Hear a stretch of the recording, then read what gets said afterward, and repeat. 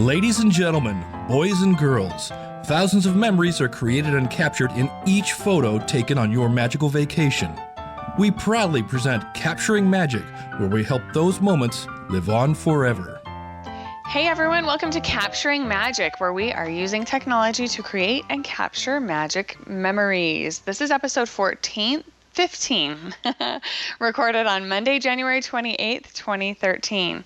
You can find more tips, tools, and notes for this show at capturingmagic.me. I'm Steph, and I am joined by my co-host, Brittney Leavitt, who can be found at britishdesigns.com, where she has digital scrapbook supplies. Hi, Brittney. Hi, Steph. It's good to be back recording again. Yeah. I love recording this show. It's so fun. Too. I look forward to it. Me too.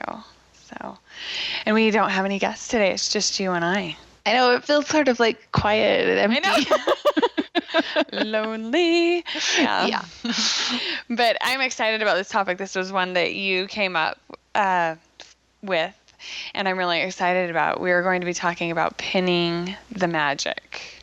Yay! Yeah, and we're going to share some of our top 5 pins that can help create more magic in the parks, right? Am I doing a good job of summarizing that, Brittney? Yeah, I think so. Do you want to add anything? Nope.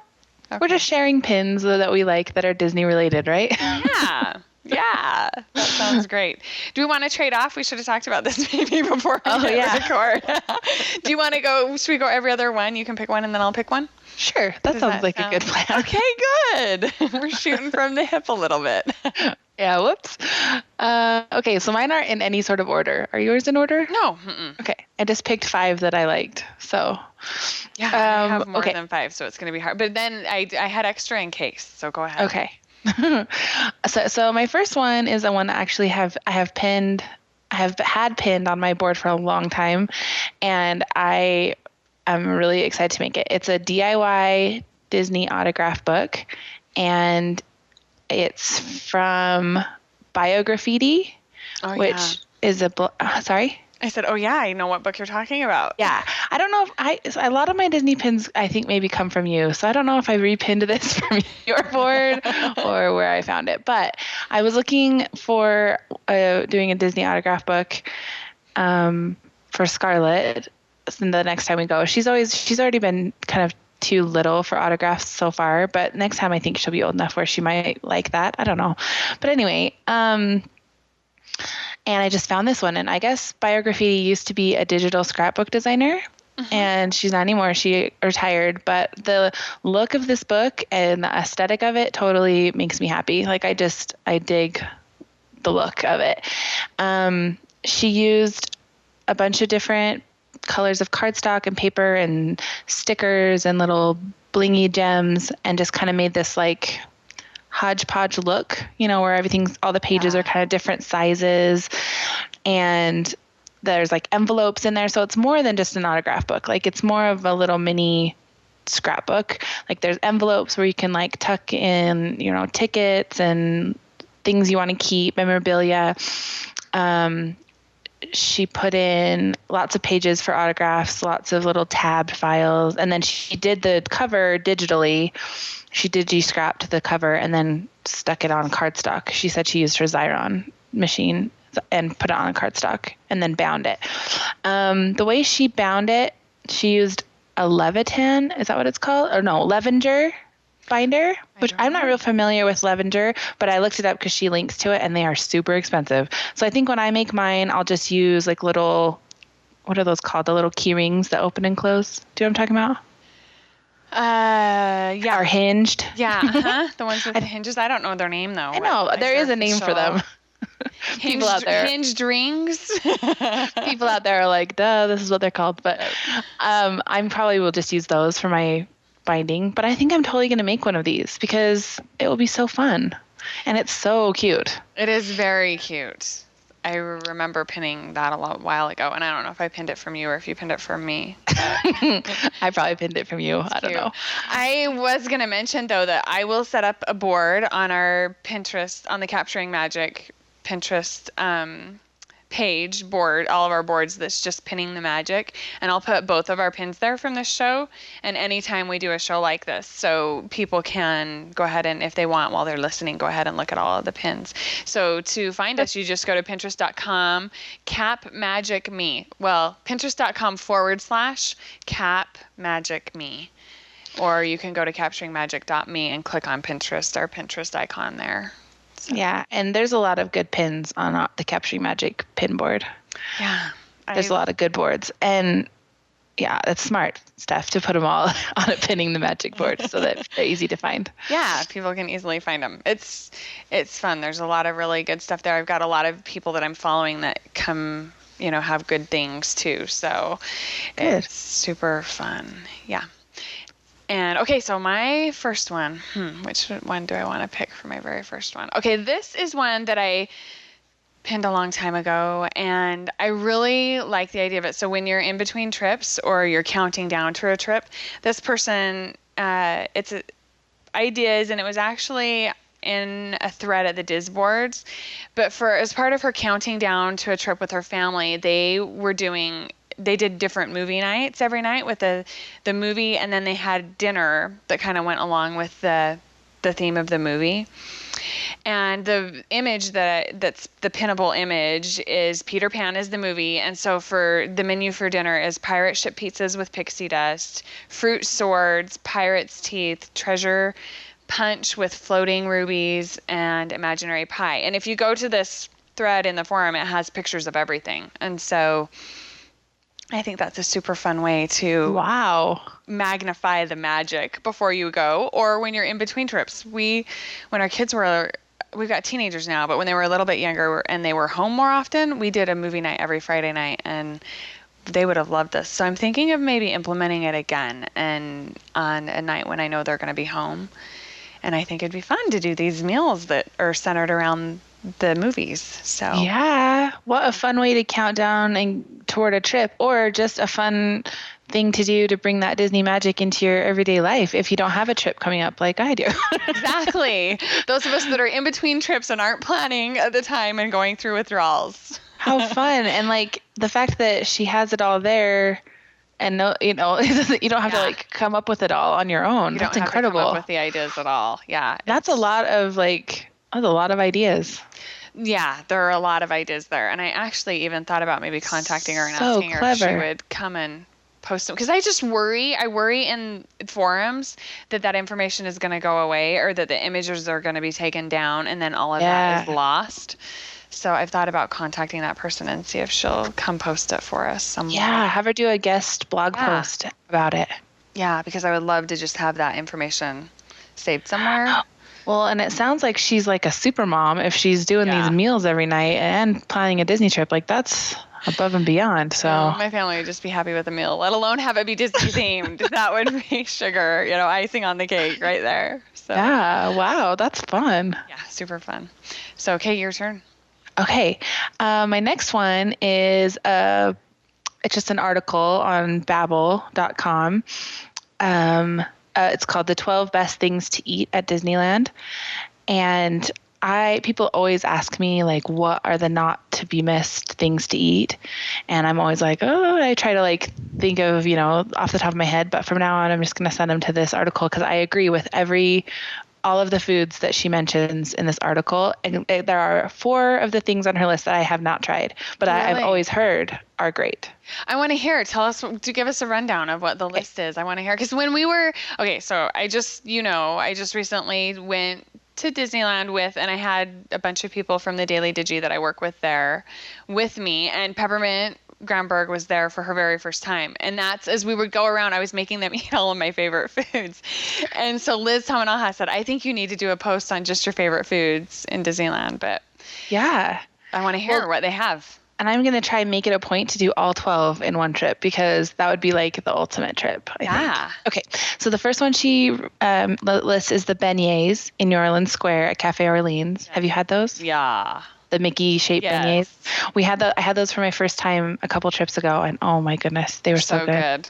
The powdered sugar attacked me, and it was like all over me. Oh yeah. Like I don't know how you can eat it cleanly. Like I tried, but I had powdered sugar like head to toe. I took a picture of myself because I was like covered in powdered sugar. But they are so good. And then let's see. Second is the corn dog, of course. I always make people. That's like one of the first things I mention are the corn dogs. The Jolly Holiday Bakery. She didn't mention one thing. She just kind of lumped it all as eat there. I would agree. Yeah. And the cool thing about this article is it was just written this month. So it's all up to date. And so even though Jolly Holiday is kind of new, it's still on there. She said that she really loves the toasted cheese sandwich and tomato basil soup from the Jolly Holiday Bakery. I've not had anything that I don't like there. Me either. It's all been really yummy, yummy food. Yeah. The Mickey Mouse pancakes, she said, is a family tradition of theirs. They do it at least, just once a trip, and their whole family looks forward to it. The fried chicken at Carnation Cafe. Now, this is one that's on my list that I have not had, but everybody tells me how good it is. I've heard that a million times. I've not ever had it either. See, we got to try it on our next trips. Because I've heard that before. It's not the first time I've heard about it. Really? That's the first time I've heard that. Oh, okay. So Carnation, the Carnation Cafe on Main Street with the fried chicken, I guess, is amazing. Yeah, I always get their baked potato soup because that's what I knew they were kind of famous for there. But so that's what I usually always get, but I'll have to try. I don't like chicken on the bone. I have an issue with chicken on the bone. So I don't think... if it's fried chicken, is it not on the bone? No, I don't think so. I don't... It doesn't look like it is from the picture. Okay, good. It has like gravy on it and stuff. It doesn't look like it. It looks like more of a boneless type item. I don't know. Let me know. The second one is also from Carnation Cafe. It says deep fried pickles, which to me sounds disgusting, but if it's on her list, I might try it. They are so good. Okay, see, now I'm going to try it. They are so good. I have to get those usually every time. And see, I ordered an order when we had a big group of us there eating this past trip, and I should have gotten 2 or 3 orders because there was only enough for everyone to have one, and that was not enough. That sounds gross, but I will try it. The Monte Cristo at Cafe Orleans, which is like a staple. Like, it's so good. It is, but share it. Yeah, share it for sure, and get the pommes frites with it. Yeah. The Blue Bayou restaurant as a whole is on there, which is also so awesome. It's definitely maybe a special occasion restaurant because it's kind of expensive. For sure. But it is worth, you have to at least do it once. Yeah. Just for the ambiance. It's so fun. Yeah. And Rancho del Zocalo, however you say it, which we eat there every trip. We never miss that place. It's so good. I don't like it. Okay, this is what she says that they had. Let me see. They went during the holiday season and they had the roasted pork platter, and it was really good, but it was seasonal. And so she's sad that it's seasonal. But they also really like the burrito Sonora and the citrus fire grilled chicken. Have you had either of those? I don't remember what I had. It's been a long time. Well, so you maybe need to retry it. Maybe. And try something different. Maybe. Because I've had the salad there. I loved it. I had the enchiladas there. Loved it. Had the burrito there. Loved it. Some things are a little spicy, but I do love the kids stuff there because they have more. I feel like they give you more food. The kids meals at other places I feel like are a total ripoff. Yeah. But there you get like chicken and rice and applesauce, and like you get more, I feel like, for the kids too. Anyway, we love that place. And it's one of the most prettiest places to eat in the park, I think. Yeah, it is beautiful. And Big Thunder Ranch Barbecue, which that's another one on my list I haven't tried, but I really have been wanting to. I just haven't done it yet. I haven't done it yet either. On my list. And then the cream cheese filled pretzel, which is one of our other friends recommended that to us and said that they never miss that. And we were like, what? Okay. But we tried it, and now I never miss it. Really? Where is it? I didn't know it existed. Where is it? Okay. I've got mine. Where did I get mine? Well, there's like pretzel carts. There's one in like Frontierland, I think, usually. And then I think we got our other one over in Tomorrowland, like outside Star Trader. Yeah. I think that's where I've gotten mine before. But I know you can get them, well, you used to. I'm not sure now that they have kind of a slightly different menu. You used to get them at Coke Corner as well. Oh, okay. And I get the one that's the sweet cream cheese. There's a jalapeno one, but that does not interest me. Yeah. The sweet cream cheese one is to die for. And it's not a Mickey head-shaped pretzel. It's not the Mickey one. It's just a normal-looking pretzel. Interesting. Oh, it's so good. I want one right now. I'm getting hungry with all this. No kidding. Okay, and then the last one is just the Bengal barbecue, and that's my last one on the list. I haven't done it. I did it a long time ago, and we didn't love it, and so we never went back, but I've heard that it's now a lot better. She recommends a couple of things off of there that I have never had. But you love that place, right? I love that place. Yeah. I remember you mentioning that. Yeah. I need to try it again. I can't believe she doesn't have Dole Whip. Hello, Dole Whip on there. Oh, well, yeah. I think these are more like, well, no, there's treats on there too. I don't know. I would say Dole Whip would definitely be on mine. Mine too. Dole Whip. We'll add that as an alternate. Yeah. Dole Whip. Have to do that. But yeah, Bengal barbecue. I always have to do Bengal barbecue. I always have to do a Dole Whip. I now always have to get a s'more in California Adventure. Or actually, I usually get like 10 or 12 s'mores. Where do you get those? In the candy company inside California Adventure. Oh. On Buena Vista Street, yeah. Okay, a new thing to try. They're made with homemade marshmallows. Wow, are they like warm? No. Oh. It's a graham cracker on the bottom and then this chocolatey, really good chocolate that's been melted, but it's hard by the time you get it. And then a homemade marshmallow on top, and the top of the marshmallow is toasted. Yum. Yeah. Okay, that sounds amazing. To die for. It really is.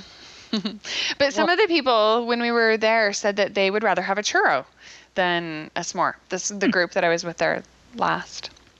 I love churros, so. Yeah, and the churros in Cars Land with the dipping sauce. I've heard those are amazing. Yeah, they're really good. I have to try it. I'm one of the people in my group had them, and I wanted to snatch them away. Yeah. They looked so good. So anyway, Totally. I love that. It's a good article, and there's good pictures, and it talks a little bit more about each food item. So that's good.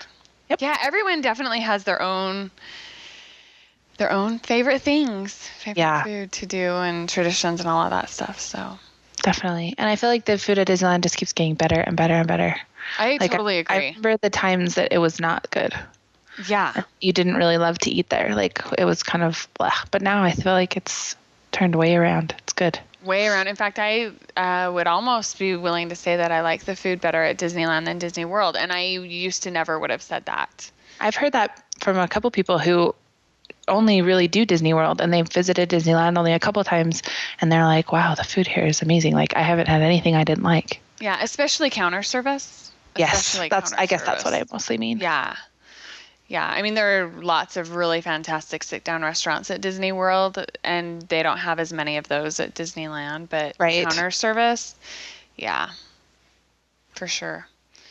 So, okay, one of my other pins is I found this Etsy store called Rockshanks, and she has taken some Disney artwork and made it into charm bracelets. And so they're different really cool pins and things out of, let's see, I'll have to pull it up, a certain book that she's been using to create, if I can find it. See, I'm not a very fast reader. Yeah, I can't find it. I can't find it skimming. I'm not that fast. But anyway, artwork from a book that's got like vintage and retro artwork in it. And then she's got pins and charms and all of that. And I love charm bracelets so much. And so she's made a really cute charm bracelet that's $40. And I'm in a hurry and snatch it. But she has other ones exactly like it. So cool. Yeah, check out her Etsy store. It's just a fun way to have the magic with you all the time on your wrist. I love a good Etsy store, especially if it's Disney related. So I know. So fun. So, okay, that was quick for me. Now it's your turn again. Gosh. Okay, so my next one is, this is another tip. I feel like all those food tips, but now here's another one. This one is a tip that I found that I've actually had heard about before, but I liked reading more about someone's specific use of this tip.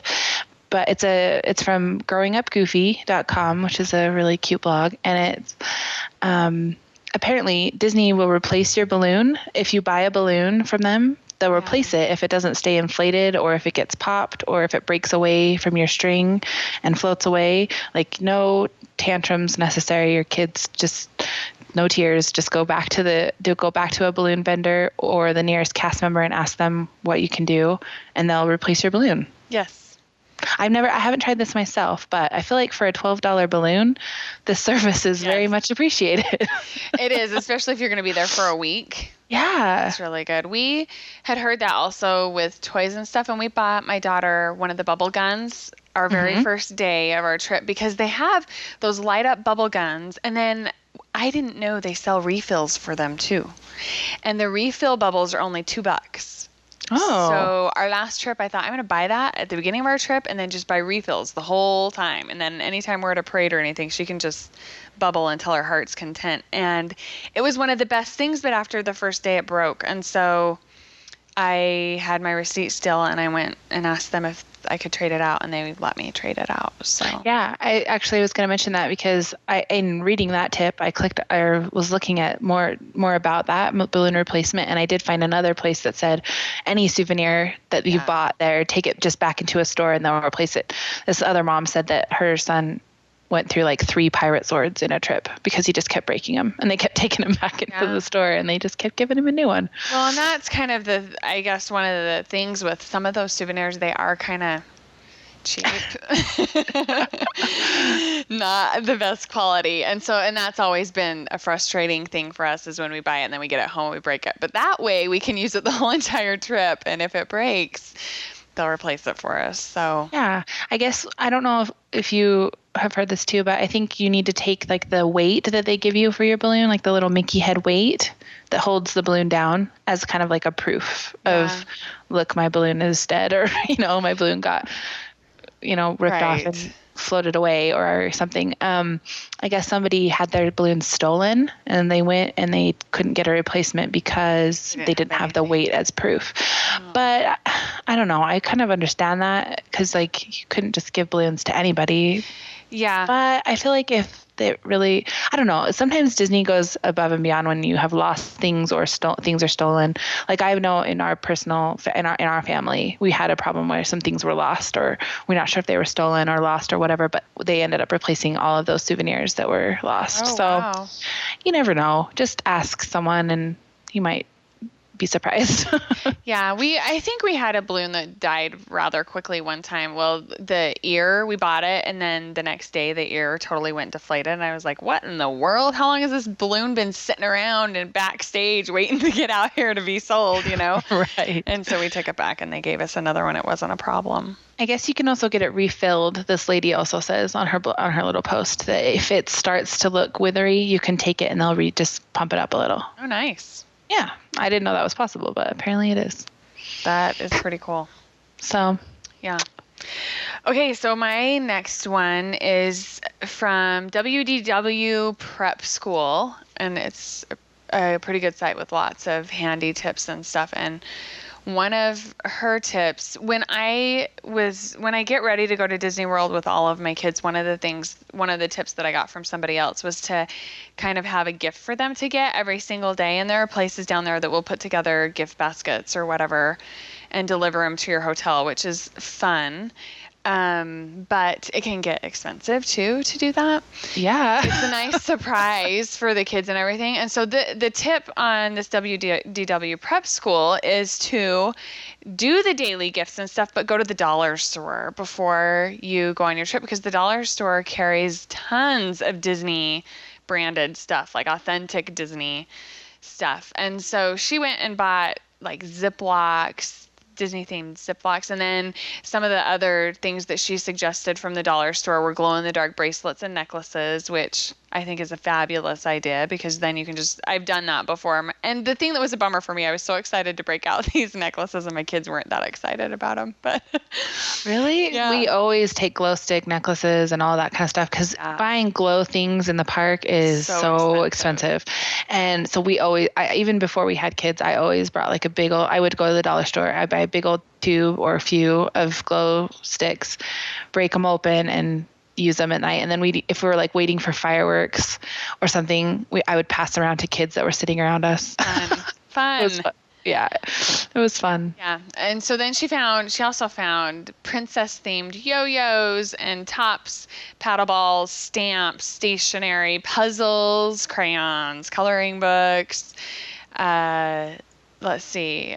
chalkboards, just tons of different stuff, and they're all $1. So then you just buy these, and then that's what you can, you send your husband out with the kids or whatever ahead of you, and then leave a little present out for your kids. And so then when you come back, there's a gift from Mickey, I think is what she called it. Oh, cute. So, yeah. And then some of the other things, her tip, or this post, is all just about things that you can buy at the dollar store to take with you to Disney. And so some of the other things that she suggests you buy to take to Disney are pop-up hampers, which is a great idea. Oh, good idea. And then suction cups that you can hang, clothes or swimsuits or whatever off of. Rain ponchos, which you always need at Disney World. And then she suggested a brightly colored bandana that you can tie on your stroller or whatever.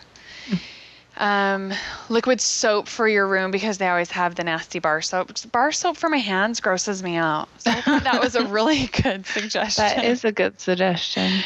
Yeah. And then movie theater size boxes of candy to be able to pull out, with the kids and stuff when you're in the parks and want a treat for the fireworks or something. I thought that was a really good idea too. Yeah. And so much cheaper than sending your husband off to buy a bunch of churros or something. Yeah, exactly. So I thought those were really fun ideas. I think it would be super fun to put together some little gift baskets for my kids from the dollar store. I think I might take myself up on that challenge and see what I can do. So yeah, so cute. Yeah. Great idea. Yeah. So, okay, your turn. Okay, my next one is 10 ways to display your Instagram photos. And this one, when I first saw it, pinned it, whatever, I didn't even think it was Disney. But then when I clicked on it, it is actually a post on DisneyBaby.com, which is funny because it doesn't have a lot to do with Disney. But I love this because of my Instagram, I didn't do it on Capturing Magic. I did it on my site on BritishDesigns.com. I did my Insta Disney installation where I put all my Disney pictures on Instagram up on my wall. Anyway, since I've done that, it's feeling a little bare to me. Like I kind of wanted to pump it up a little. And so this gave me a lot of great ideas of kind of ways I could make it look even better. There's make a photo book, do, canvases and frames and stuff. And the one I liked is very similar to the way I did mine, but it just includes a really big chunky frame around the outside of it. So I think I'm going to take my installation and kind of just add a big chunky frame, either with molding or something. Anyway, it just gave me good ideas of 10 ways to display your Instagram photos. And that doesn't even have to be your Disney pictures. It could be just your everyday pictures. But I like doing it from your past Disney trip just so that you can keep remembering it, keep remembering those Disney memories. And just rotate through. Yep. That's a great idea. Mine came down at Christmas, and I put up Christmas cards instead that I got from people. And now my Christmas cards are still up because I don't have the heart to take them down because I love to look at them. But I'll take those down soon, and then I'll probably put up an older trip or maybe one, Scarlett's first trip or something. I don't know, just something different to remember those Disney memories because I love it. And on that post, there's a quote that they said when this person who wrote it, she said, photos shouldn't live in a phone. They should live on your walls. And I think that is something that it's so good to remember because I don't know about you, but I take so many pictures on my phone, but then they just live in my phone. And it's important that we get them out of our phone in a way that the whole family can enjoy them. And I haven't been so good at editing my DSLR pictures from our Disney trips. I just finished our last trip this past week, which that was in September. I know that is so embarrassing to admit, but I just finished editing all those photos. But even though I didn't edit our photos until now, our trip didn't live in the computer because of our phone pictures. Because I had that wall and I had all our Instagram pictures up, we were still able to enjoy those photos that are quick and easy just out of your phone instead of worrying about editing your perfect photography and whatever. So yeah. Good. So anyway, that's 10 ways to display Instagram photos that some of them you've probably seen before, but there was a few that I was like, oh, that's a great idea. So I'm excited about that. I totally agree with you. And it's an easy way. It's doable to get your pictures out that way. Yep. Totally doable. So, okay, my next pick, it's hard for me to choose between these two. And so I'm going to go with a dual pick here. My favorite two sites when I am planning a trip, because there are a lot of, if you're cruising around Pinterest, you'll see a lot of posts that are like the 10 must-know tips for Disney. And then you click on it and it's lame. Like, yeah, like you've heard them all a million times. Stay by the park. Ooh, okay. Big tip, things like that. And so these sites, I would not go to Disney World without this one site. The other site, I wouldn't go to Disneyland or Disney World without. So the first one is EasyWDW. And I would not go to Disney World without consulting that site. It's got really, really great information and stuff that you're not going to find on the blogger who's been given a free trip to Disney and, in exchange for writing about one post about it. You're not going to, these are really true insiders, somebody that's going there a ton. Awesome tips. Cool. So that's my first part of that pick. And then the second one is the site I've talked about before, touringplans.com, and I would not go to either park without consulting that site first. And they do the crowd reports, so they'll tell you like what the crowds are going to be like at either of the parks. It's a membership site, and it's I think $10 or $12 a year for Disneyland, and then another $10 or $12 a year for Disney World. And so if you're only going to one park, obviously you only need one park membership. And they are also the authors of the unofficial guidebooks, which are really great. But one of the reasons that I used them this last time, they have wait times. When you're in the parks, you can check their app for wait times, and I use that quite a bit. But they also have custom touring plans that you can go in and plug in either in the app or on their website, the rides that you want to go on and the day that you're going to be there, and then you optimize it. You click the optimize button and it'll tell you what rides to go on in what order so that you can make sure that you get everything done. And so this last trip, when I had a big group of people and some of them had never been to Disneyland before, and I really felt this huge responsibility to make sure that we could get everything done. And so I plugged in all of the rides that we wanted to do. And then when I was actually at the park in my app, once we got there, I hit optimize again, and it re-optimized everything based on what was actually going on inside the park at that minute. And so, I mean, I didn't stick to it. I don't feel like when I have one of those, I just use it as a guide. I don't feel like I have to do exactly what it says. And so I knew, for instance, that I wasn't going to be riding Space Mountain or Indiana Jones or Star Tours. And so Star Tours had the lowest weight out of those rides. So I sent everybody on Star Tours, and then I ran and got fast passes for them all for Space Mountain while they were riding that. And that's not something that app can obviously incorporate into the planning.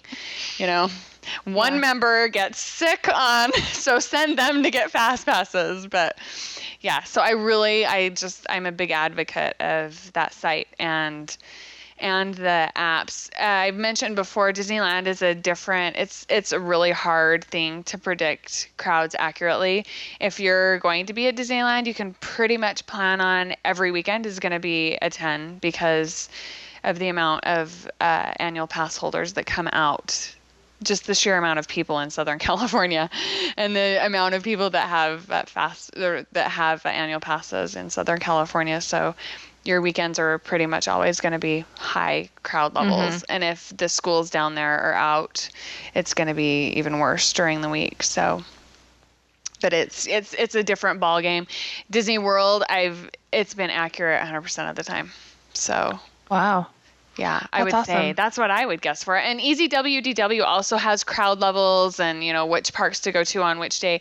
So usually what I do is I take the information from both of them and put it in a spreadsheet, and then whichever park, because each of them will have like 2 parks that they recommend for that day. So when I'm going to Disney World, so whichever parks overlap, that's the park that I pick to go to. Cool. All of my analyzing that I do when I'm planning a Disney trip. That's awesome. I love pins that give you like a really great like planning site, or just, that's more than just like a little picture or something.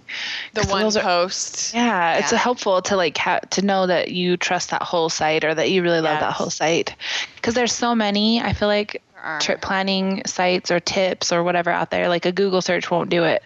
You'll find way too much stuff. So knowing those are the sites you love, like that's helpful to me.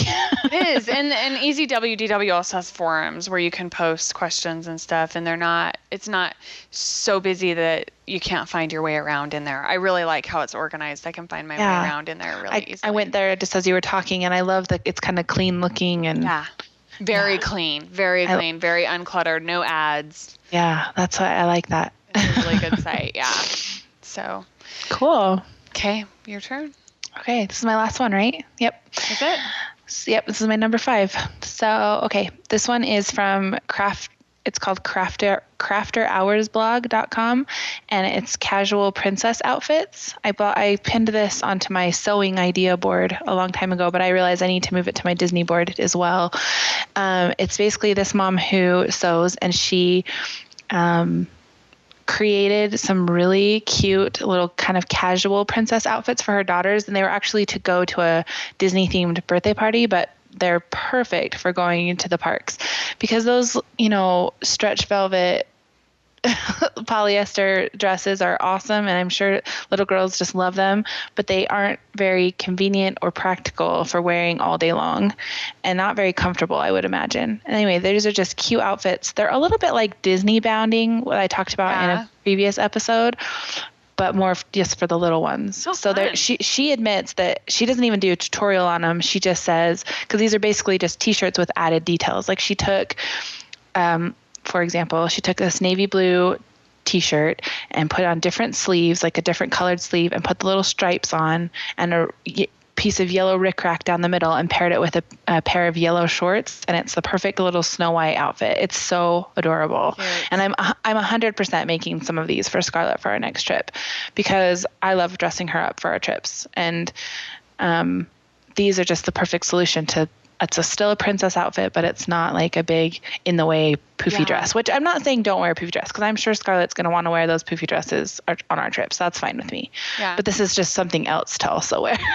Yeah, we've done the poofy dress. Our last trip we did it, but we did it only for part of the day. We went, like one day we did a character breakfast at 1900 Park Fair in the Grand Floridian, and so she wore her princess dress for that, and then she changed out of it, and then what else did she wore it for one other thing, and I don't remember what it was. I saw her cute pictures, and it was like her little Cinderella wedding dress. Yeah, so cute. So cute. But she didn't want to wear it the whole day, and I'm not going to make her wear it the whole day. So I let her stay in it just until she asked to get out of it, and then we changed clothes. So and more is the shoes. It's hard to do the whole shoe thing. Yeah. My little nieces, they always wear their sneakers underneath their princess dresses. Well, they'll have their little plastic shoes that are so cute for 10 minutes, and then they're like, Mom. So they switch it to their sneakers. Yeah, I got her for the last trip I found at Target, just some cute sparkly shoes that she loves and wears all the time around the house. So that worked out good because they were more comfortable. Cute. But what I really want to get her is some, now I can't think of the brand that everybody wears. Toms, some Sparkle Toms. Yes. Oh. I want to get her some Sparkle Toms. The Sparkle Toms, they're the cutest things ever, especially on the little tiny feet. It would be adorable for Disney, I think. Totally adorable. So anyway, I'm totally going to make some of these. When I do, I'll let you know. I mean, it's not going to be for a while because we're not probably going for a while here, but I'm 100% I'm doing this. So. What I would like to hear is some ways for people that don't sew to be able to do it. Because I don't sew. I mean, I know how. I hate it. Oh, okay. I know how to sew. I in a past life, I was a costume designer. Oh, wow. And so I majored in costume design. So I do sew, but I didn't love it. Like I never had a passion for sewing, but since I started sewing for Scarlett, I am singing a new tune because I made her Christmas dress and I've made her a few other things and I love it. So I am always looking for sewing ideas. I have a big sewing board going on Pinterest of ideas whenever I come across them. So I don't know. I would assume that some of these ideas on here, she only has her 2 daughters, but I'm sure you could do some sort of no-sew version of these. Like they aren't that hard. I can't wait to see them. Yeah, they're way cute. I can maybe put my thinking cap on. I'm sure you could do a no-sew version. The only thing that I'm thinking would be a little harder is the sleeves because the sleeves are, put in separate. But I'm sure you could figure it out. I might be able to. We'll see. I can't wait to see it, though. Yeah. Okay, my last one is a post that I love and I refer to quite often at DisneyTouristBlog.com. And DisneyTouristBlog.com, I've talked about it before, but I think his name's Tom is his name, and Sarah. And they're super we've talked cute. about them. Yeah, newlyweds, and they're super cute. I mean, they've been married 2 years, but to me, that's newlyweds because. Yeah. But yeah, so. Love their site. Yeah, they are super cute, and he is an amazing, amazing photographer. And I know that Disney's actually hired him to do stuff before. Yeah, I just noticed his pictures were on the Disney Parks blog the other day. I was like, oh my gosh, it's Tom. Yes. So he goes through in this post that I'm gonna pin on our Pinning the Magic pinboard. He goes through photography reviews and talks about different cameras that you might want to take to the parks, and he does all different levels, like professional level DSLRs, regular level DSLRs, point and shoots, underwater cameras, stuff if you're going to do iPhoneography, and then different lenses that you might want to take and different accessories and all of that kind of stuff that you might want to have at the parks if you're wanting to shoot pictures. And so this is where I got the information on that lens that I love that I'm saving my pennies for, that Tokena. I wish I knew how to say that. 11 by 16 millimeter lens. Do you know how to say it? No, but I know when you're talking about it because you mentioned it. Yeah, a million times. I know. Everyone's probably so sick of hearing about that lens. No, we're all just rooting for you to get it. Everyone root for me. Thank you. Yeah. Everyone knows how that is when you have to save your pennies for something. Oh, you really yeah, want. absolutely. Yeah. So I can't wait to get it one of these days. But that's where I found out about that lens because I really wanted to have a great lens. And so I read and I was like, he obviously knows how to shoot at Disney. Mm-hmm. And so I just read through all of his reviews and that's how I picked that one. So yeah, he's got lots and lots and lots of information there. So cool. You'll want to check it out if it's something you're interested in learning about. And his photography is so beautiful. You could just go look at it all. And yeah. Even if you don't care about taking out your own pictures. It is so amazing. And every time I read his post, he talks about how he's at Disney until after closing time. I cannot stay awake late enough to do that usually. Unless the parks are closing earlier, then I'm good to go. Yeah. Yeah. So anyway, okay. That's my last one. Do you have any others that you want to share? We have time. No, I just picked the 5. I mean, I have more about. We'll save them for another show then, and we'll do some picks with pixie dust. Okay. Does that sound good? Yep. Okay. Do you have one you want to share? Yeah. So this is my pick this week is an app that I use on my phone called Snapseed. Do you have that app? I do. I love it. Do you love it? I do. It was recently purchased by Google, however, and so it used to be a paid app, but now Google made it free, so you can just get it for free, which I think is awesome.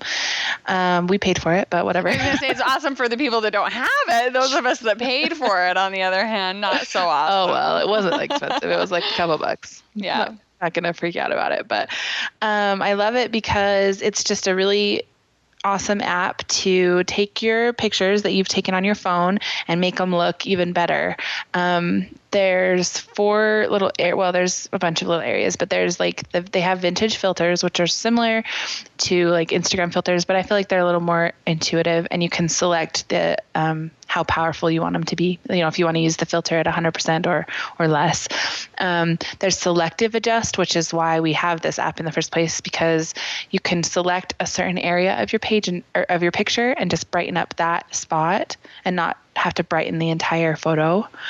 So like Josh and I took a picture once, like a self-portrait, and there was like a sunset in the background, but we ended up being really dark in the picture, but we didn't want the sunset to get all, overexposed, so you couldn't see that. So we were able to just brighten up just our faces, and nice. It was awesome. So there's selective adjust, there's drama, which adds drama, more like filters and stuff like that. And then there's frames as well. If you're looking for a bunch of frames, they have, tilt shift and center focus and all kinds of other things on there as well.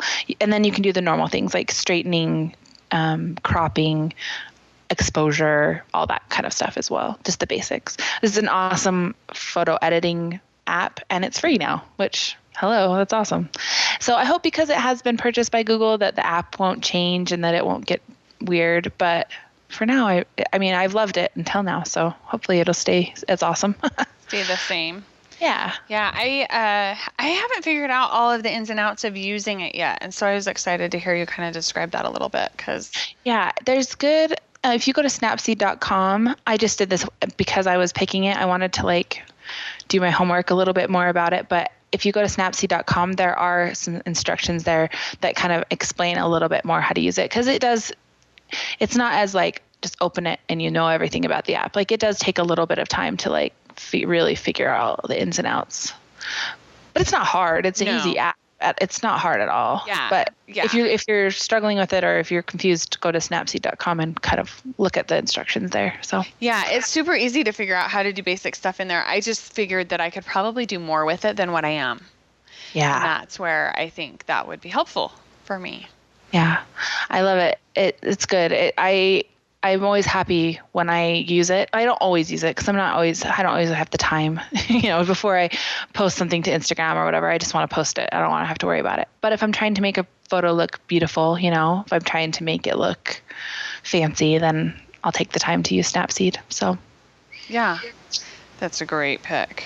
Mm-hmm.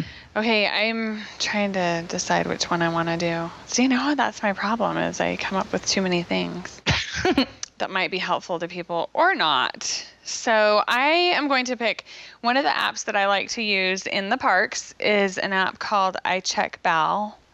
And it's basically like a checking account balance app. And I'm sure that there are other apps out there, and there's Android that do a similar thing. But what I do when I go on a trip is I set up a new account in this, and with my budget, my food budget, and then my budget for souvenirs and stuff. And the reason that I do this is because it's really good to keep track of what you spend, number one. And it also helps me be able to tell other people, because I get questions all the time. How much should I budget for food? And when I go to the parks, I like to be able to eat at nice restaurants if I want to. And I don't want to have to, I want to be able to eat at the parks. For me, that's part of the experience. And so we'll cut corners, like eating breakfast in our hotel room or at our hotel, free breakfast and stuff. But then are you talking with your hands again? Yes, I know. I just banged my microphone. Sorry. Makes me laugh every time you do it, because I'm like, oh, there goes Steph talking with her hands. Yeah. I'm always talking with my hands. You can just know that for sure. I'm always talking with my hands. I may or may not hit the microphone. Okay, sorry, I didn't mean to interrupt you. Okay. So anyway, but what I do is, so then I keep track of all of the money that I'm spending on food and souvenirs. And then when I get close to the end of the trip, if I'm coming in under budget, then I let myself spend that extra money that was allocated for food on souvenirs. Fun. So it's just kind of a fun reward for myself to kind of make, I'll have the kids share or whatever to just kind of keep everything in check and in perspective. And then we have extra souvenir money, and it makes me happy.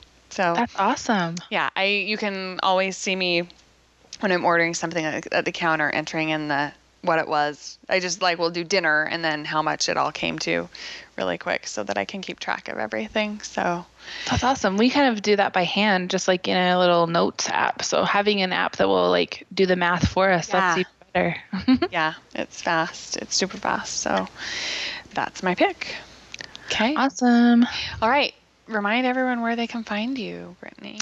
I am at britishdesigns.com, and that's where you'll be able to find my shop, my gallery, my blog. I just updated my team page to include my new creative team that just happened last week. So that's all on there, but you can see my new team. And I also updated my gallery and my shop programs, like the versions. So like I'm all up to date and good. I feel like I'm all slick now. Yeah. You released some new products too, didn't you? Yep. I did some new products last week, some new templates and calendar cards. And then this week, this week, we'll have some new stuff as well. So exciting. Yep. Lots of new stuff. And it will be Disney related this week. So yay. I won't tell what it is, but you can tell me after we hang up. Okay. After we stop recording, you can tell me what it is. Okay. Yeah, okay. I am Steph, and you can find me at capturingmagic.me. And we have something super exciting coming up toward the end of this week that I really can't wait for. I think it's going to be the 31st. It's going to be a free gift, so you'll want to check that out for sure. And yeah, it'll be the 31st. Yay. Do I know what this is? Yeah, I think so. Yeah, okay, you do. Good. I do know. I'm excited about it. I'm excited. So check that out for sure. It'll be there in a post, and I'll send out a newsletter as well. I haven't sent out a newsletter for quite a while at Capturing Magic. And then I'm also at thedailydigi.com, where we are wrapping up an issue of the DigiFiles, and it's over $50 worth of quality digital scrapbooking supplies for $7.50 or less a month, depending on which plan you sign up for. If you become an annual member, it's right around $6 and something cents, 35 cents or something, 37 cents, something like that per month. Mm-hmm. And so it's a fabulous deal. And if you're interested in learning about digital scrapbooking, that is where you need to be as well. So check it out. We'll release a new issue of the DigiFiles on the 1st of every month. So that's it. Awesome. I was just going to say, I feel like I want to tell people to always comment on our podcast blog posts or email us and tell us like what kind of shows that they have enjoyed hearing or what ones they want to hear, because we're always looking for ideas of things to talk about. And so if they liked Pinning the Magic, maybe we'll do more, but if they don't, you can tell us that too. That's okay. Yeah. We'll listen. We'll listen to you. Yeah. And if you have questions or things that you've wondered about, if we don't know the answers to them, we'll find someone that does. Yeah. So, and have them on to do a show. So we don't claim to know everything. We don't know everything. And there's just so much to know about Disney that I'm not sure anyone can know everything. Nope. So yeah, be sure to leave us comments. You can also email us at mail@capturingmagic.me, and that's mail, mail@capturingmagic.me. So we would love to hear from people. Once the comments got fixed, we have been getting more comments. So. Yay, the comments are fixed. Yep. So anyway, I think that's all. Yeah? Yeah. Okay, great. Yeah. Oh, you know what we need to mention? The iPhone apps. You have to mention the iPhone apps because they are what sponsor this show. So be sure to check out the iPhone apps. You can find them in the iTunes store by searching on Capturing Magic, or you can go directly to capturingmagic.me/app, APP. And there's a direct link to the iTunes store there. I know that if you have iTunes 11, sometimes if you do a search on them, they don't show up. There was an issue with apps that were released at the same time as mine and iTunes 11, and they said they're fixing it, but they're not in a hurry to do it. So I have had people that have been able to link directly from the site and be able to pull it up on their phones or iPads or whatever that way and purchase the app. So be sure to check those out. They will do a lot to help you document and capture your memories while you're at the parks. So that's it. Okay. Thanks, Britt. Appreciate it. You're welcome. And we will be back here next week where we will be capturing magic.